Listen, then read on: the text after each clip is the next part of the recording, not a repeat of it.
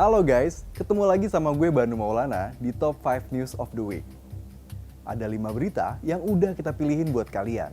Langsung aja kita mulai dari berita pertama. Bupati Bogor, Ade Yasin, ditangkap KPK dalam operasi tangkap tangan atau OTT Rabu 27 April kemarin.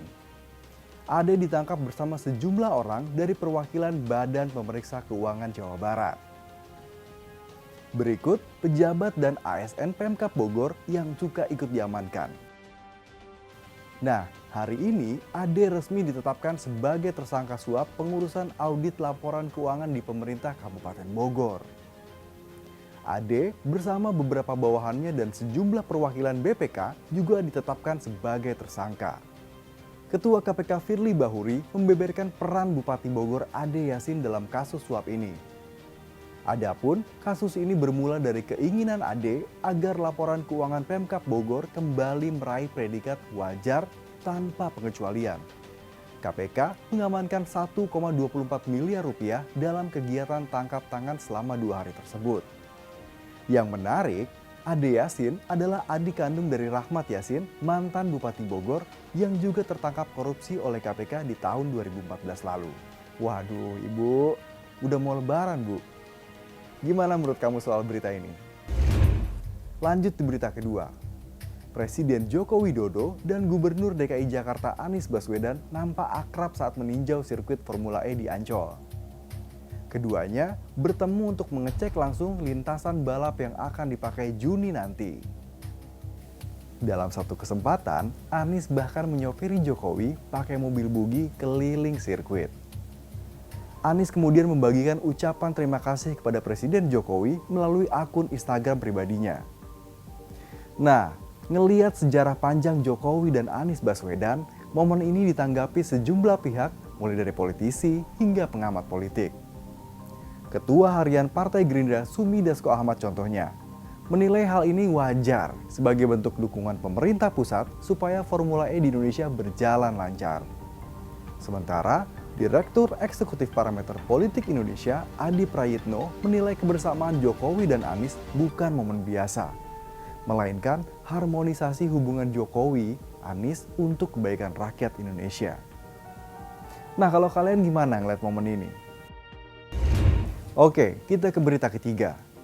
Buntut dari langka dan mahalnya minyak goreng, apalagi ada kasus mafia minyak goreng yang ketangkap kemarin, Presiden Jokowi melarang ekspor minyak kelapa sawit atau CPO mulai 28 April kemarin. Tapi larangan ini memicu kontroversi. Anggota Komisi 6 DPR Dedi Yefri Hanteru Sitorus menilai pelarangan ekspor bakal ngerugiin petani kecil dan memicu lonjakan harga bahan baku seperti CPO dan minyak goreng. Sebab kini 41% pelaku industri sawit adalah rakyat kecil. Akibat pelarangan ini juga, Indonesia akan membuat negara tetangga Malaysia untung besar. Karena Indonesia dan Malaysia menempati urutan pertama dan kedua dalam pengekspor CPO. Indonesia juga berpotensi kehilangan triliunan rupiah per bulan akibat kebijakan larangan ini. Ekonom Bahana Sekuritas memperkirakan Indonesia akan kehilangan 3 miliar dolar Amerika Serikat atau setara 42,9 triliun belum dengan pajak ekspor. Nah, gimana tuh menurut kamu soal berita yang ini? Di berita keempat, masih ingat kisruh dokter terawan dengan Ikatan Dokter Indonesia atau IDI. Nah, konflik itu berbuntut munculnya organisasi serupa IDI yang bernama PDSI. PDSI resmi mendeklarasikan diri sebagai salah satu organisasi profesi kedokteran pada hari Rabu 27 April 2022. Bahkan, PDSI udah disahkan pemerintah melalui Kemenkumham. Terus siapa ketuanya? Ketuanya adalah mantan staf khusus Dr. Terawan saat menjabat Menteri Kesehatan Republik Indonesia, yaitu Brigjen TNI Purnawirawan Dr. Jajang Edi Priyanto. Menurut Jajang, berdirinya organisasi PDSI adalah hak warga negara yang dijamin Undang-Undang Dasar 1945.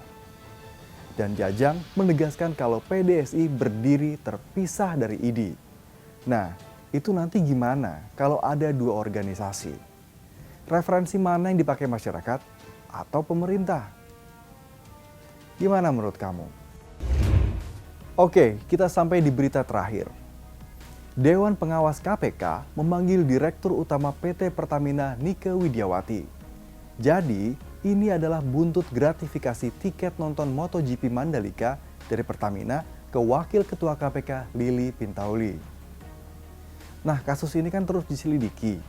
Tujuan pemanggilan diri Pertamina untuk dimintai keterangan soal dugaan pelanggaran kode etik Lili Pintauli. Pemanggilan pemeriksaan diri Pertamina Nike Widiawati sebenarnya sudah sejak tanggal 21 April lalu.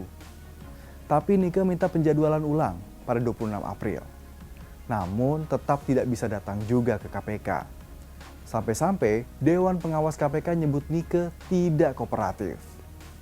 Nah, barulah pada hari Rabu tanggal 27 April kemarin, Nike mendatangi KPK dan diperiksa selama sekitar 1 jam. Gak ada sepatah kata pun keluar dari mulut Ibu Nike kepada awak media. Gimana menurut kamu soal berita ini? Jangan lupa komen, share, subscribe, dan like video ini.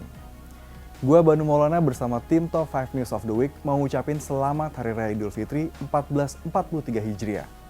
Minal aizin, wal faizin. Mohon maaf lahir dan batin. Sampai ketemu minggu depan.